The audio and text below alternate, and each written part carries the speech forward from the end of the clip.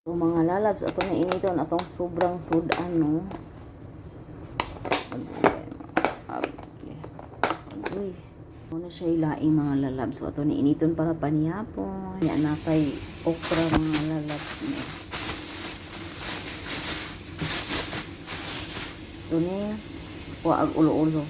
So ato rin yung isti mga lalabs no, part na sa tilapia. Ato sa hugasan kay dugyot kay dagway. So mga lalabs, sumanta na to hugas na sa hugasan na dugyot gyapon. So ato na ni ilunod kay nagbukal-bukal na ang kayo. Ay nagkuan na di ay siga-siga.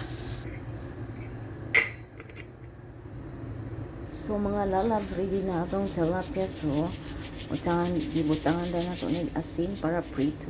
Mana na ako nighugas og asin. So prito na lang ni siya mga lalabs. Para ugma pamahaw og paniudto namo sa duty. So naa tayo mantika ay ato na atong gipainit na atong kalaha no. Mantika mga lalabs, gamay lang.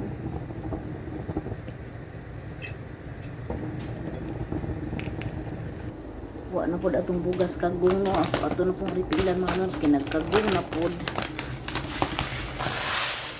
Nagkagong ng bugas. So atong ripilan po na siya.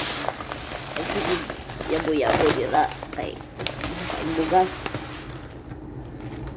So ato na ni ilunod mga lalabs, tagsa-tagsaon na nga ito mga lalabs kay ato magdepende sa mantika no.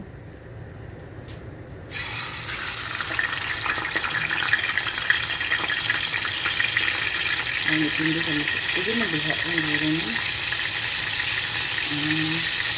So ang atong okra is naluto na. Ito na to haonon. Ang paungon hauno na ito mga lalabs.